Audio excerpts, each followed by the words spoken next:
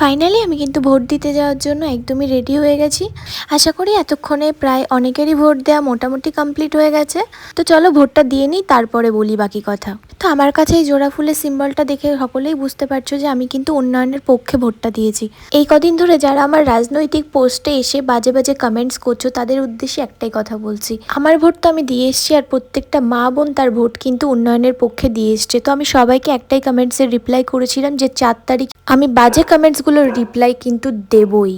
তো চারিদিকে কিন্তু সবুজ ঝড় অলরেডি শুরু হয়ে গেছে। বসিরহাট উত্তরে কিন্তু তৌসিফ হুড্ডা জিতছে, এই কণ্ঠধ্বনি কিন্তু চারিদিকে পৌঁছে গেছে। আর ৪ তারিখের উত্তরের জন্য যারা ওয়েট করছিলে তাদের উদ্দেশ্যে বলি, ৪ তারিখে কিন্তু মমতা বন্দ্যোপাধ্যায়ের সবুজ ঝড় আসতে চলেছে, নিজেদেরকে সামলে রাখিস ভাই। আবারও বলি, বসিরহাট উত্তরে কিন্তু একটাই আওয়াজ ভেসে আসছে, তৌসিফুর রহমান জিতছে।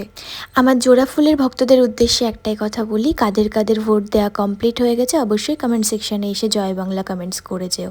Bye bye everyone.